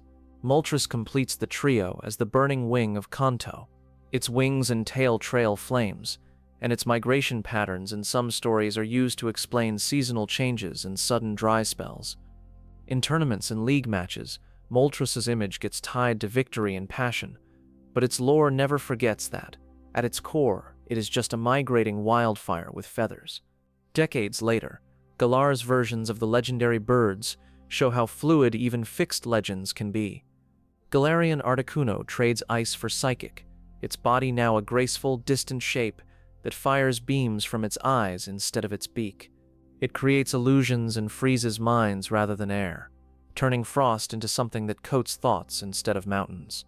Galarian Zapdos abandons the electric aura and becomes a fighting, flying ground runner. It sprints across rocky fields, launching itself into the air with its powerful legs, covered in crimson feathers that make it look more like a roadrunner than a thundercloud. The shock it delivers now comes from kicking, not lightning, but the effect is the same, a sudden violent impact that can break even sturdy opponents. Galarian Moltres swaps fire for dark, its body cloaked in crimson and black energy that trails behind it like a flowing cape. Its lore leans into feeding on negative emotions, turning despair and anger into fuel for its attacks. What used to be a literal wildfire becomes a psychic one, burning through morale instead of forests. These regional twists matter because they show how flexible a legendary's identity can be. The Kanto birds started as simple elemental rulers of air, ice, and flame. Galar reimagines them as forces of mind, muscle, and spirit, proving that even gods can be reinterpreted when a region's folklore shifts. Johto's beasts fill a different role. They move, constantly. Raikou, Entei, and Suicune do not sit in defined lairs waiting for challengers. They roam the grasslands, coasts, and routes, always one step ahead of anyone trying to catch up. The first time a player sees one flash across the screen and flee after a single turn, it feels less like a standard encounter and more like a wild animal spooked by being seen. Raikou's design keeps storm imagery close. Its mane resembles storm clouds. Its cry cracks through the soundscape like thunder, and in lore it is described as embodying the lightning that struck the tower in Ecruteak. It walks as a living thunderhead, the memory of that first bolt given its own pair of fangs and paws. Entei burns with a different part of that night. A lion-like legendary with a mane like a plume of smoke, it's said to embody the flames that consumed the tower. Some stories claim that an Entei is born whenever a new volcano appears, which, if taken literally, suggests that the world's tectonic history has an entire lineage of fire births attached to it. Suicune is the calm after the catastrophe. It is sleek and graceful, its ribbon-like mane trailing behind it like lingering mist, and it represents the north wind and the rain that quenched the fire. Its ability to purify any water it touches turns it into a walking reset for lakes that have been poisoned by neglect or industry. These beasts do not simply symbolize the elements, they carry emotional weight. Every time they appear, they remind Johto that one of its most sacred places burned, and that it took divine intervention to turn that fire into something that could walk away. Look, Ho-Ho's decision to resurrect them didn't remove the scars. It turned those scars into three restless, roving figures. The way you encounter them reinforces that unease. Unlike tower-bound legendaries that wait patiently on mountaintops, the beasts are unpredictable. You can wander for hours without seeing them. then suddenly have battle music kick in on a random route, watch one roar, and flee before you even choose a move. Over time, that randomness builds a different kind of myth. Players tell stories about the first time they finally cornered a beast, or the long, tedious hunts with repels and tracking tools. In-universe, it's easy to imagine children in Yoto swapping the same kinds of stories, except their tales end with a glimpse across a valley instead of a Pokeball click. If the birds and beasts are weather and memory, the Regis are geology given marching orders. Regirock, Regisea, and Registeel are described as golems created long ago, each tied to a different material: stone that can rebuild itself, ice that never melts, and metal beyond current understanding. They are not associated with any particular town. They are tucked away in sealed chambers, locked behind strange braille puzzles and environmental hints. Regirock's body is made of boulders and smaller stones, held together by some unseen force. If it is damaged, it simply absorbs rocks from its surroundings and integrates them, changing its composition over time. A Regis that has lived for epochs might be made of pieces from dozens of different mountains. Regis is an artifact of a much older climate. Its body is said to be made from Antarctic-like ice that has never melted, even when exposed to extreme heat. In a world where volcanoes and fire Pokémon are common, a chunk of ice that refuses to obey the laws of physics is a quiet, cold scandal. Registeel is metal without origin. The material composing its body is described as harder than any known metal and possibly extraterrestrial, as if it condensed out of some meteor's remains or an earlier, forgotten technology. Scientists in the lore admit they cannot scratch, dent, or analyze it properly, leaving even the minor Regis with mysteries no one can fully solve. The process of reaching them in Hoenn and Sinnoh always involves translation and care. Braille inscriptions on walls, odd step patterns, and environmental clues force players, and by implication, in-universe explorers, to be patient and observant. Whoever sealed these golems away clearly wanted them accessible only to people willing to read and think before touching. Later in Galar's Crown Tundra, two more Regis appear, Regieleki and Regidrago. Regieleki is almost pure electricity wrapped in a thin band of elastic material and heavy restraining rings, its entire body flickering with overloaded energy. Regidrago is a mass of dragon energy formed into a head-like core with stunted arms, as if someone tried to build a full dragon and stopped halfway. Where Regirock, Regisea, and Registeel feel like monuments to past ages, Regieleki and Regidrago feel like experiments in energy storage. Their shrines are more like control rooms, places where symbols and switches determine which one you will awaken. Standing in front of their dormant forms, you get the sense that the project that began with simple stone and ice did not stop evolving. Regigas is the thread that ties these constructs together. Its lore credits it with pulling continents into place using ropes, implying a time when land masses were still malleable to brute strength. It is also said to have created the 3 original Regis to help it shape and guard different parts of the world, like a foreman building a team of specialists. When you find Regigigas, though, it feels like a retired god. It lies dormant in Snowpoint Temple, sealed away and only awakened if the original trio is brought to its side. When it finally stirs, its level is shockingly low, and its slow start ability cuts its power and speed in half for several turns, as if even the game is telling you this thing is operating under heavy restraints. The contrast between its myth and its present condition is sharp. Here is a being that once dragged continents and built golems, now sluggish, tethered, and almost fragile in the first moments of battle. It suggests a world that intentionally throttled a force it no longer trusted to move at full speed.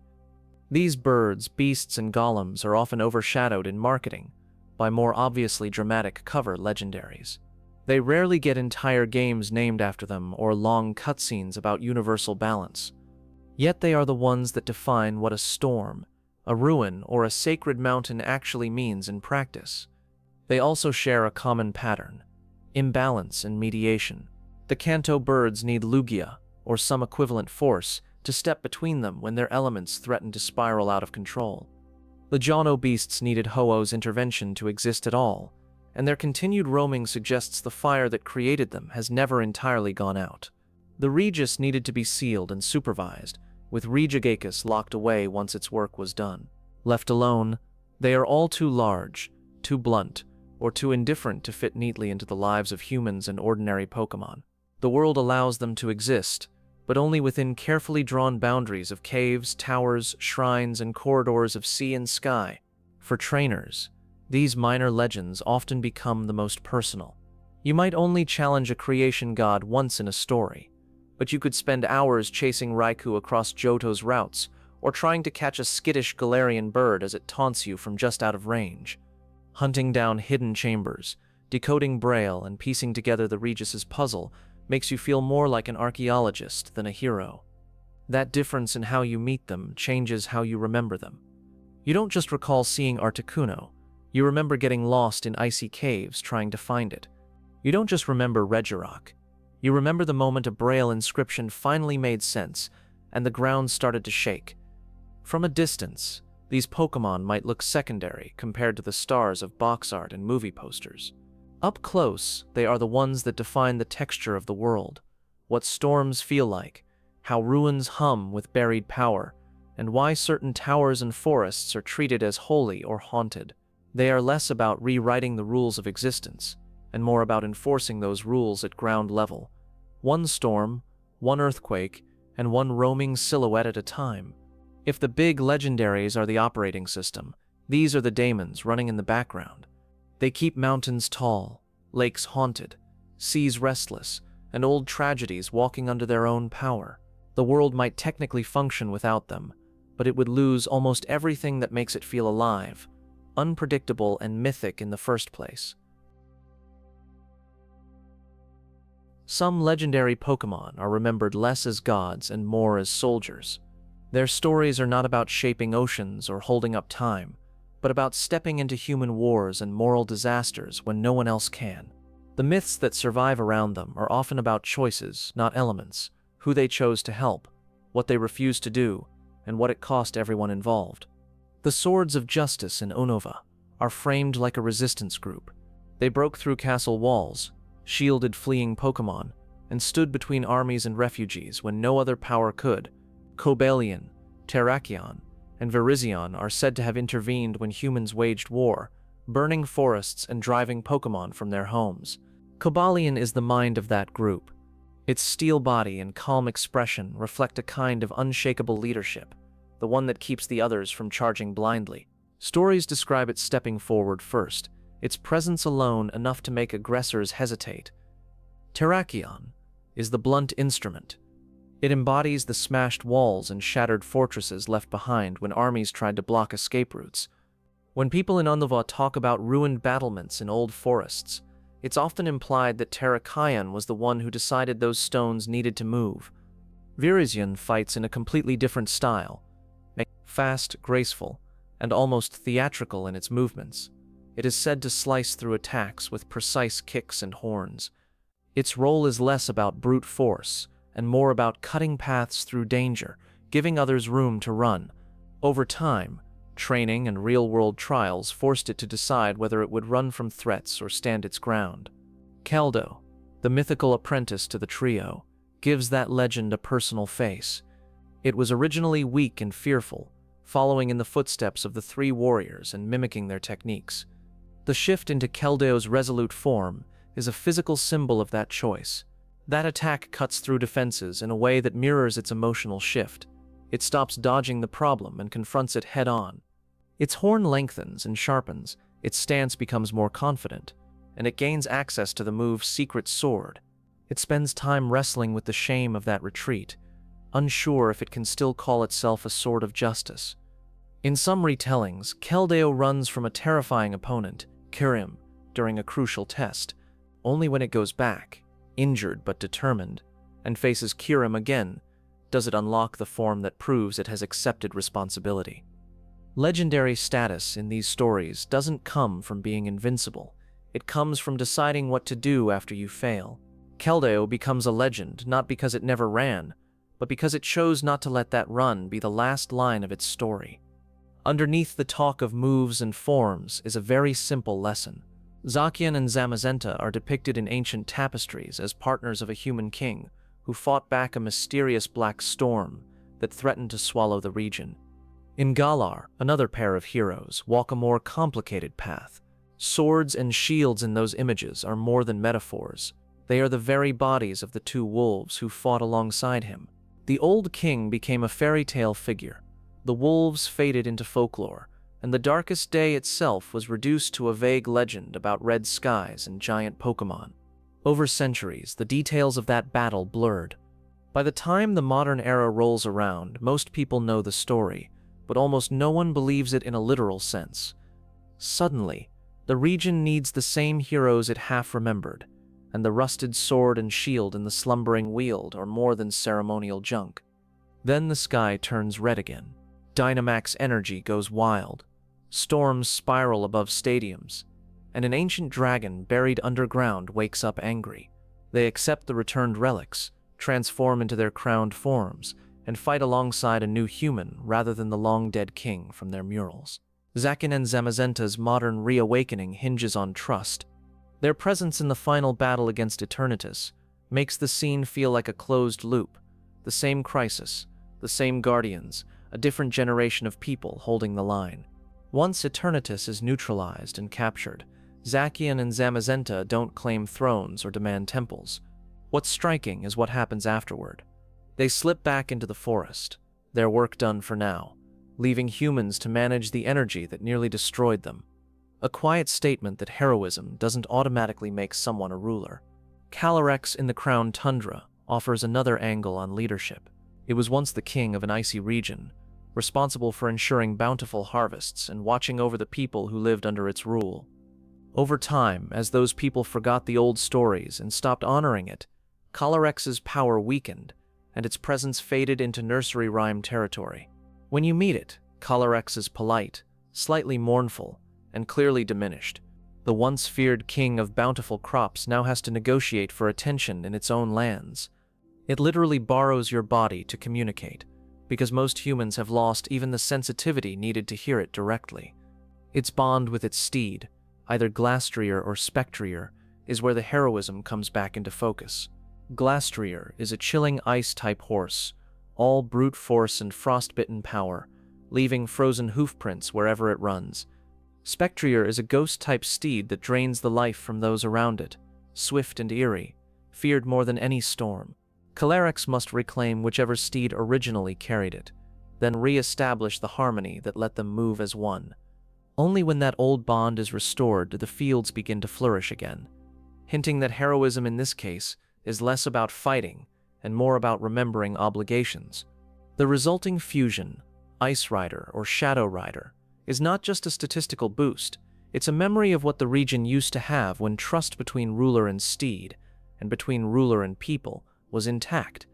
It is shy, observant, and clearly aware that it is being prepared for a role much larger than its current size. Kubfu is introduced not as an untouchable figure, but as a student, a small fighting type that needs a mentor and a tower of trials to reach its potential. Even smaller legendaries get dragged into stories of training and war.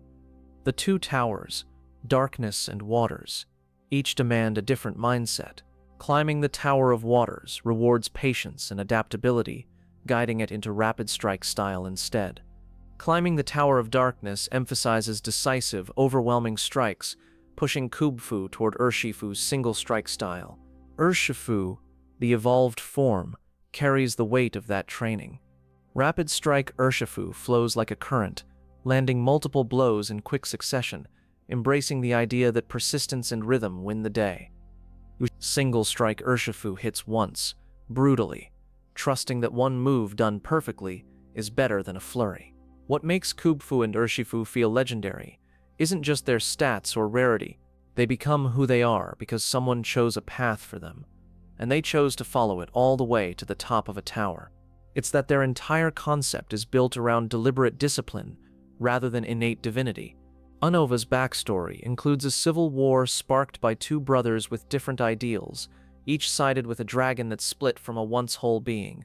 Sinnoh's myths mention ancient conflicts where legendary Pokémon were used as weapons, their powers called upon by kings who believed they had the right to command gods. Looking backward, you can find hints of wars in older regions' lore too. Those wars rarely get shown in full. The actual battles vanish into legend, but the scars stay in the map and in the culture. Instead, you see their shadows, ruined towers, forbidden chambers, rusted relics, and whole regions building their identity around what they think happened.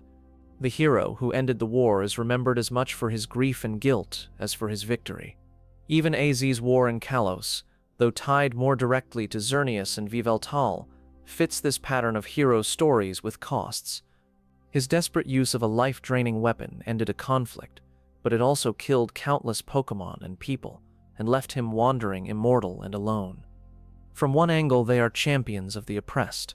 From another, they are an armed faction intervening in a conflict they didn't start. Their interference saved many Pokémon, but they were still breaking into human fortresses and disrupting human societies. In a quieter way, the Swords of Justice also raise awkward questions. The darkest day is stopped, but the energy that caused it becomes the foundation of Galar's entertainment industry. Children cheer as towering Dynamax Pokémon battle in stadiums powered by the same force that once darkened the sky and nearly destroyed their home. Zacian and Zamazenta's story leaves similar loose ends. Calyrex regains its power, but only after being reminded by a stranger that its people still need it. The restored harvests are heartwarming, but they also underline how fragile the relationship between guardians and communities really is. The villagers' forgetfulness and the ruler's distance both contributed to the decline of their bond. Kubfu's tale is gentler, but it still brushes up against the idea of training soldiers. A legendary is handed to you with the explicit mission of shaping it into something tougher, more focused, and more dangerous. The towers simulate life or death stakes, teaching Kubfu how to fight in ways that could easily be turned toward real wars if someone chose to point it that way. Sometimes they side with a king, sometimes with the oppressed, sometimes with no one at all. Across regions, whenever humans start large conflicts or face disasters they can't control, legendary heroes step in. What they never do is erase the consequences afterward. The ruined towers, weapon craters, and broken monuments remain. A belief in truth and ideals splits a dragon and leaves a traumatized shell in a frozen cave. The cost of ideals in these stories is rarely abstract. A belief in protecting Pokémon leads to Type Null and Silvally, constructed to fight beings from another dimension. Belief in justice pushes the Swords of Justice into battles where they decide which humans deserve to keep their castles. Belief in saving the world leads to Galar's chairman waking Eternatus early, gambling that temporary chaos is an acceptable price for future energy security. Belief in harvests binds Calyrex to the rhythm of planting and reaping, and when that bond weakens, the land stops listening. They break down walls built by warmongers, hold back storms called down by greedy leaders, and repair ecosystems damaged by generations of bad decisions. When they leave, the people they saved are left with the same old capacity to make new mistakes. The Pokémon called heroes in these tales are often patching problems they didn't create. For trainers who meet them, that's what makes these legends feel so heavy. A wolf that once fought off the end of the world now sits in your party menu, waiting to see what you think is worth swinging a sword at. You aren't just catching a powerful Pokémon, you're stepping into a role that used to belong to kings, generals, or desperate survivors. They simply let you walk across the same ground. Tower ruins, shrines, battlefields that legendary heroes once crossed in more desperate times. If you pay attention to what the myths actually say, every hero Pokémon you meet is a reminder that ideals and power are never free. Someone always paid for them already, and someone will pay for them again. The games rarely tell you outright that you're inheriting a war story. Outside the storybooks and ruined towers, legendary Pokémon have quietly built a second life in the real world. They aren't just gods in shrines or dragons in the sky. They're event distributions, tournament staples, shiny hunts, and the reason some save files have hundreds of hours logged on a single soft reset. The same creatures that hold up oceans and timelines in universe have become routine parts of how players talk about odds, formats, and who's allowed on a team. For a long time, mythicals in particular were defined by absence. Mew, Celebi, Jirachi, Deoxys, Darkrai, Shaman, and others were only available through limited-time events, chords at conventions, mystery gifts, or devices most fans never saw. If you missed those windows, these Pokémon existed only as rumors, screenshots, and stories from luckier friends. That scarcity turned them into modern urban legends. Schoolyard conversations about the guy who has a legit Mew, or someone who actually downloaded Celebi from that thing at the store, sounded almost identical to in-universe tales about seeing Ho-Oh or Suicune. Often the most powerful part wasn't the Pokémon itself, but the story of how someone got it. Even now, when many old mythicals have been redistributed multiple times, a kind of aura clings to them. They sit at the bottom of the Pokédex as special entries with their own category and rules. Catching one never feels quite the same as catching a wild legendary in a cave. It feels like you stepped into a tradition that started years before you. Legendary shinies created their own culture on top of that. A shiny version of a legendary is still just a color palette change, but because you usually get only one shot at encountering them per playthrough, the odds feel heavier. Players reset consoles hundreds or thousands of times, staring at the same intro animation, scanning for a different color on the model that appears. Some legendaries are flagged so they can never be shiny in a particular game, a decision often made to stop players from grinding themselves into frustration on special story encounters. Others are left unlocked, and those become the targets of dedicated hunters, who build entire routines around their chosen deity. To outsiders, it looks like repetition. To the people doing it, each reset is another coin flip in a very long, very personal experiment. That persistence turns into its own kind of myth. A player who finally sees a different colored legendary, after days or weeks of attempts, can tell you exactly where they were, what song was playing, even what they were thinking in the second before the sparkle animation appeared. The moment doesn't change the Pokémon's lore in the game, but it permanently rewrites that player's personal history with it. Communities grow around these hunts. People trade advice on counts, methods, and ways to stay patient, share clips of near misses, and celebrate each other's successes. In that setting, the legendary's official lore takes a back seat to its role as a shared challenge, a mountain everyone climbs from their own starting point. Competitive battling gives legendaries an entirely different job. On paper, they're just entries on a stat sheet with types and numbers, but those numbers are often so high that formats need special rules to keep them from crowding everything else out. Over time, whole tiers and restricted lists were created because certain legendaries were too strong, too flexible, or too centralizing to be treated like ordinary options. Mega Rayquaza is the most obvious example of that problem. Its stats, ability to Mega Evolve without holding a stone, and access to devastating moves pushed it beyond even other cover legendaries. Instead of banning it outright from all play, some formats simply created a separate category where anything goes, acknowledging that a Pokémon had surpassed the usual concept of balance. Box-covered dragons like Kyogre, Groudon, Dialga, Palkia, Reshiram, Zekrom, Xerneas, Yveltal, Solgaleo, Lunala, Zacian, and Zamazenta have all taken turns warping metagames around their presence. In official doubles formats, where only a small number of restricted legendaries are allowed per team, the choice of which ones to bring often shapes entire seasons. Players spend months refining strategies that either harness their power or try to survive it. Some legendaries become jokes precisely because they're so good. Landorus in its Therian form has spent generation after generation, hovering near the top of usage charts, offering a rare combination of stats, typing, and abilities that fit easily onto almost any team. It technically isn't a creator god or anything close, but in competitive conversation, its name comes up as often as any box art dragon. Others become beloved niche picks. Cresselia finds a home as a defensive wall and support piece in doubles, using its thick bulk and supportive move pool to control battles rather than dominate them. Tapu Fini and Tapu Koko carve out roles as terrain setters, changing the rules of status, recovery, and power output for everyone on the field. Even mid-tier legendaries can still feel oppressive when their roles line up with a particular rule set. Zapdos might quietly dominate a format where its typing and move pool answer too many threats at once. Regiliki's outrageous speed lets it act before almost anything else, forcing teams to plan specifically for it or risk being steamrolled by electric attacks. Every rules update or new mechanic reshapes the legendary landscape.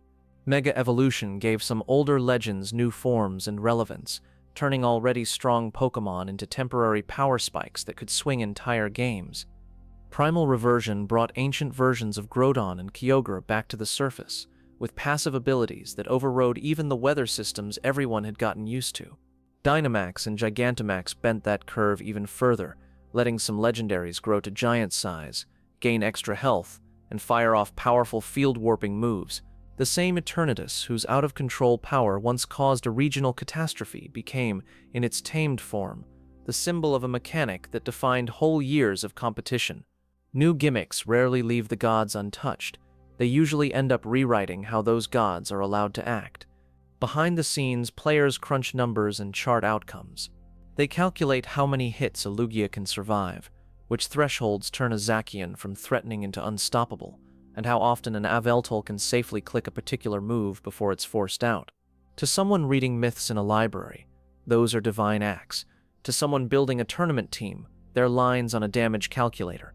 Yet the old stories never completely vanish, even in competitive spaces. Nicknames on battle teams still reference creation myths, wars, and anime moments. A well-timed play with a legendary can spark reactions that sound suspiciously like modern worship, a mixture of delight, awe, and frustrated disbelief that something could be that strong. Outside the mainline series, spin-offs and mobile games add another layer of modern legend. In some games, legendaries appear as multi-person raid bosses, requiring coordinated groups to bring down a single powerful Pokémon. The experience of assembling a dozen strangers to fight a digital god in real time feels very different from creeping through a lone cave with just your starter and a backpack. Capturing a legendary through a raid code or a timed event has its own kind of ritual. Rumors spread about which days or times have better luck, which strategies save the most resources, and how many attempts it usually takes. The line between superstition and statistics blurs fast when the stakes are a rare encounter that might not return for months. Legendaries also shape how people think about difficulty and fairness in the main story. Some players deliberately box their box cover legendary after catching it, finishing the game with weaker partners, because using that power feels like skipping to the end of a conversation. Others lean into it, seeing it as a reward for reaching the climax, and a way to breeze through the final challenges with a taste of the godlike strength the story has been hinting at. Event distributions sometimes turn legendaries into seasonal traditions. A certain mythical might show up in mystery gifts every few years, each time with a slightly different twist, a unique move, a special ribbon, or a tie-in to a movie plot. For longtime fans, collecting these versions is less about raw power and more about preserving snapshots of the series' history. That attachment extends to how players store and move their legendaries. Transferred across cartridges, consoles, and services, some individual Pokémon have effectively lived for decades in real time. An old Lugia from a handheld years ago might still sit on a team today, battle-worn and carrying memories no Pokédex entry could ever record. Community discussions around legendaries often drift toward ethics. Even if the tone stays light, people ask themselves whether it feels right to catch every legendary in a region, or whether leaving one free in the wild fits the story better.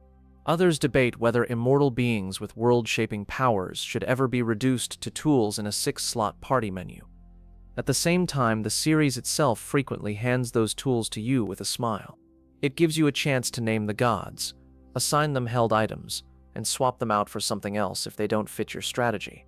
The contrast between the mystique in the lore and the casual flexibility in gameplay never fully resolves, and that tension is part of the appeal.